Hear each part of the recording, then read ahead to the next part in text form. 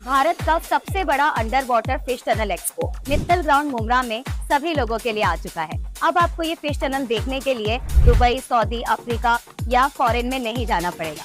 आप इसका एक्सपीरियंस मुमरा में ही कर सकते हैं। पिरान्हा से लेकर शार्क, क्रोकोडाइल फिश जैसे हर प्रजाति की फिश आपको मुमरा के फिश टनल एक्सपो में देखने मिलेगा। मगर इतना ही नहीं, आपको ये फिश टनल एक्सपो मुमरा के बेहतरीन मेले में देखने मिलेगा।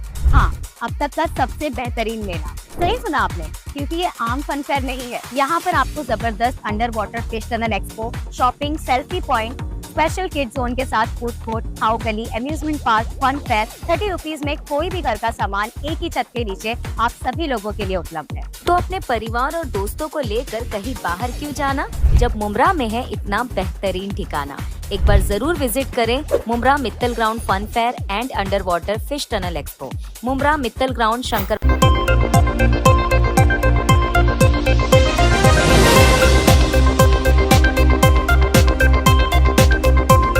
नमस्कार, मैं हूं अशोक पांडे और आप देख रहे हैं निर्भय नगरी। निर्भय नगरी में आपका स्वागत है। दोस्तों, मुमरा टीएमसी हॉस्पिटल के बारे में मुंबई हाई कोर्ट के आए फैसले के बाद याचिकाकर्ताओं ने क्या कुछ बताया, आइए सुनाते हैं इस वीडियो में। एपीसीआर ने जो पीआईएल डाली थी उसका बहुत अच्छा फैसला दिया है। उस फैसले के बारे में आपको हमारे साथी बताएंगे। मैं एपीसीआर के बारे में कुछ बातें आपको बता दूं ब्रीफ में। एपीसीआर एक ऑल इंडिया ऑर्गेनाइजेशन है जो शहरी हुकूक और दस्तूरी और बुनियादी हुकूक है उसके तहफ़्फ़ुज़ के लिए बनाई गई है। इसमें जैसे आपने देखा ये पीआईएल हमने लगाया है, उसी तरह से पूरे मुल्क में हर रियासत में हम लोग काम कर रहे हैं। महाराष्ट्र में इसकी 22 ज़िलों में इसकी शाखें हैं। थाना ज़िला की शाख ने ये पीआईएल जो है डाला था। हमारे साथी जो हैं वो इस पीआईएल के लिए और हमारे ऑल इंडिया सदर जो हैं यूसुफ मुशाला साहब, एडवोकेट, सीनियर एडवोकेट यूसुफ मुशाला साहब, उन्होंने हमारी रहनुमाई की इसमें कोर्ट में वो खड़े हुए।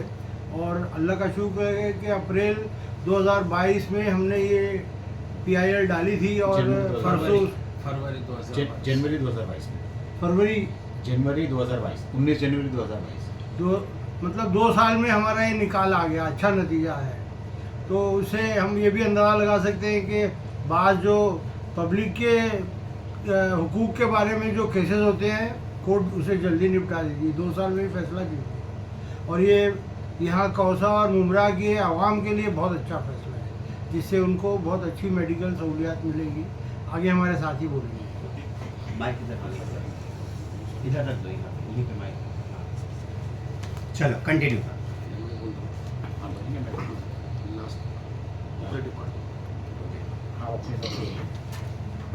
नाम बता के जी, मैं एडवोकेट अब्दुल करीम पठान। इस पीआईएल में मैं एडवोकेट ऑन रिकॉर्ड था और हमने एडवोकेट यूसुफ मुशाला सर जो सीनियर एडवोकेट हैं उनको असिस्ट किया था इस पिटीशन में। ये जो फैसला आया है इस पीआईएल में 2 साल की लंबी जद्दोजहद के बाद और एक कानूनी कार्रवाई करने के बाद इसमें हमने जो पीआईएल फाइल किया था उसमें जो प्रेयर्स थे, जो हमारी मांगे थी, उसको हाई कोर्ट ने एक्सेप्ट कर लिया और इस पीआईएल को अलाउड कर दिया है।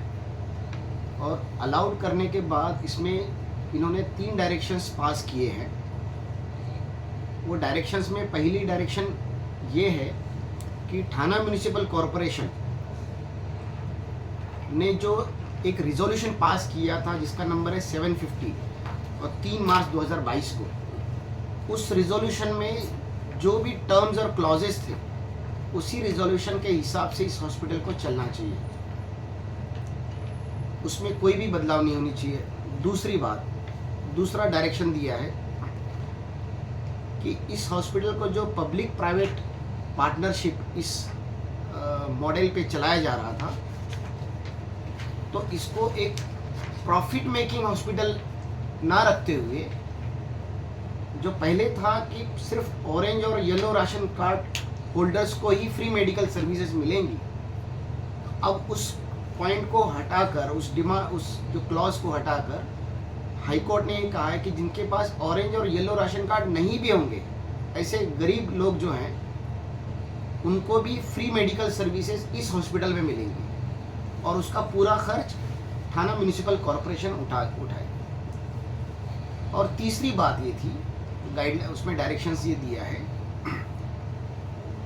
कि 2008 से लेकर 2000 अब तक के 2023-24 तक के इन 15 सालों में इस हॉस्पिटल को बुनियाद रखने से लेकर उसको खड़ा होने तक के, और उसका जो पहला बजट था 10 करोड़ का, 10 करोड़ से लेकर अब जो 160 करोड़ के आसपास जो उस पर खर्च हुआ है, और इतना खर्च होने के बावजूद वो हॉस्पिटल शुरू नहीं हो रहा था, फंक्शनल नहीं हो रहा था।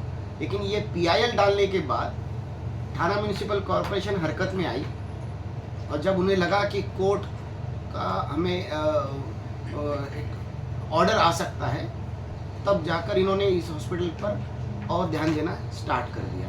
तो इस 15 साल में इस हॉस्पिटल को बनाने में जो खर्च हुआ और उसमें जो स्कैम हुआ, जो इरेगुलरिटीज़ हुई हैं, जो पब्लिक का फंड को मिसयूज़ किया गया है, तो उसकी इंक्वायरी करने के लिए हाई कोर्ट ने हमें कहा है कि आप इसका एक रिप्रेजेंटेशन दें, जो प्रिंसिपल सेक्रेटरी होम डिपार्टमेंट हो, हेल्थ डिपार्टमेंट है, और उसकी आगे कार्रवाई की इसका इंक्वायरी हो जाए और इसमें जो शामिल होंगे इस स्कैम में उनकी ऊपर कार्रवाई हो जाए। ये डायरेक्शंस पास की।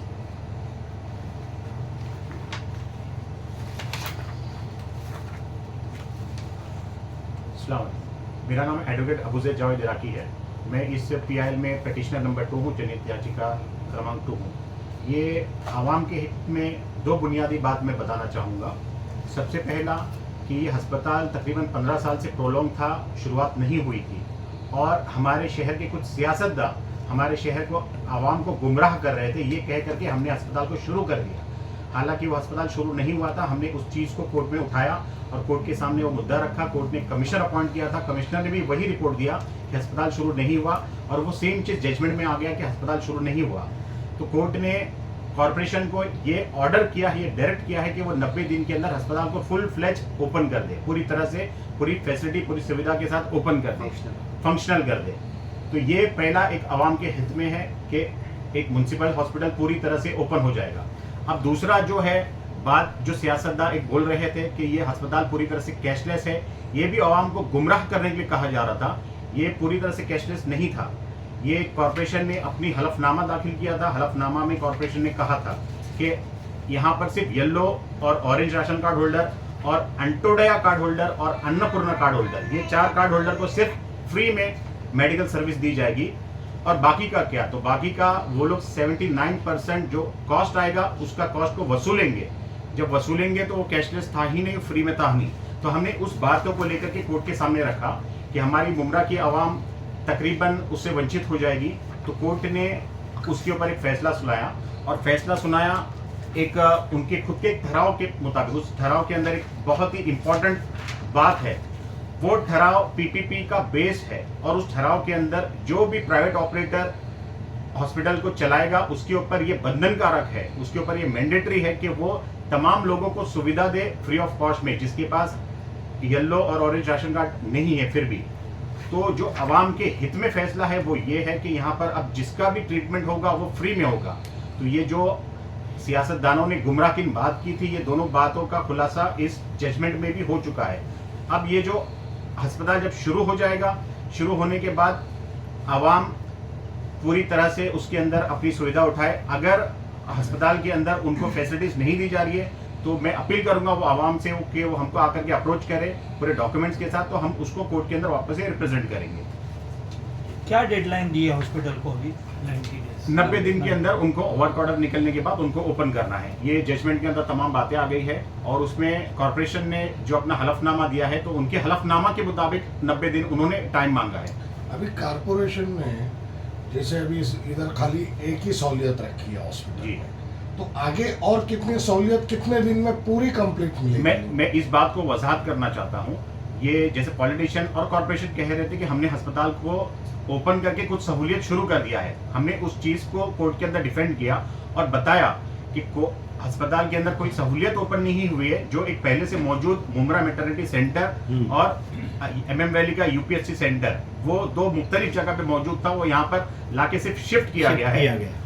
तो अस्पताल ओपन ही नहीं था, और वो बात कोर्ट कमिश्नर के रिपोर्ट में भी आ गया है और कोर्ट के जजमेंट में भी आ गया है कि अस्पताल ओपन नहीं है। अब उसमें 3 बातें हैं। ये जो अस्पताल का स्ट्रक्चर है उसमें 4 मुख्तलिफ चीज चलेगी। पहला, एक मुमरा मैटरनिटी होम जो खुद मुख्तार होगा, जो थाना म्युनिसिपल कॉर्पोरेशन अपने अधीन चलाएगी। दूसरा है MM वैली का UPSC centre, urban public health centre, जो रूरल हेल्थ मिशन के अंडर में चलता है। और एक उसके अंदर एक डायग्नोसिस सेंटर चलता है, डायलिसिस सेंटर, जो एपेक्स किडनी केयर चलाती है। ये 3 मुख्तलिफ शोबे हैं। उसके अलावा एक 100 बेड का मुख्तलिफ हॉस्पिटल है, जो प्लेटिनियम हॉस्पिटल करके एक प्राइवेट ऑपरेटर है, वो चलाएगी। और वो जितने फैसिलिटीज है वो फ्री ऑफ कॉस्ट सबको देगी कोर्ट के ऑर्डर के मुताबिक, और उसका रिइंबर्समेंट वो थाना म्युनिसिपल कॉर्पोरेशन से देगी। वकील साहब, जैसे अभी एक मौत हुई है जी, कोर्ट को गुमराह करने के लिए यह हॉस्पिटल वहाँ आनंद फानन में चालू किया गया जी, जबकि वहाँ सहूलियत नहीं है जी। और फिर उधर एक मौत हुई है, उसको लेके आप क्या कहेंगे? ये जो अस्पताल के अंदर लोग कह रहे थे कि अस्पताल के अंदर मौत हुई, ये बात भी गलत है। उसकी वजह ये है कि ये अस्पताल शुरू ही नहीं हुआ है, और जो मौत हुए है वो Mumbra maternity centre, Mumbra maternity home के अंदर हुई है, जो ये 100 बेड अस्पताल का हिस्सा नहीं है, जो हमारी जनहित याचिका का भी हिस्सा नहीं था। हमने उस बातों का भी खुलासा किया है कोर्ट के अंदर। और इसके ऊपर अगर आप ये जानना चाहते हैं कि इसके अंदर कौन जिम्मेदार है, तो मैं 2 लोगों को मानूंगा।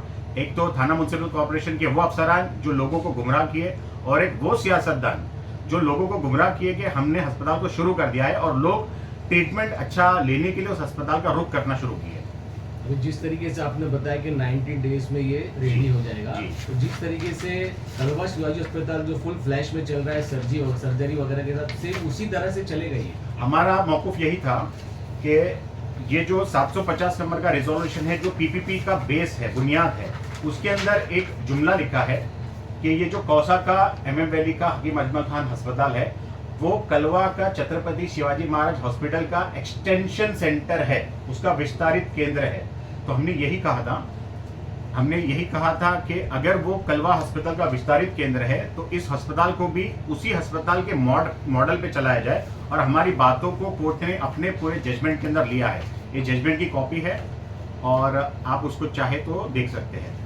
तो ये जो अस्पताल है वो कलवा का शिवाजी हॉस्पिटल के अधीन चलेगा, उनके निगरानी में चलेगा, उनके सुपरविजन में चलेगा, और चलाने वाला एक प्राइवेट ऑपरेटर रहेगा जो कॉर्पोरेशन अपॉइंट करेगी।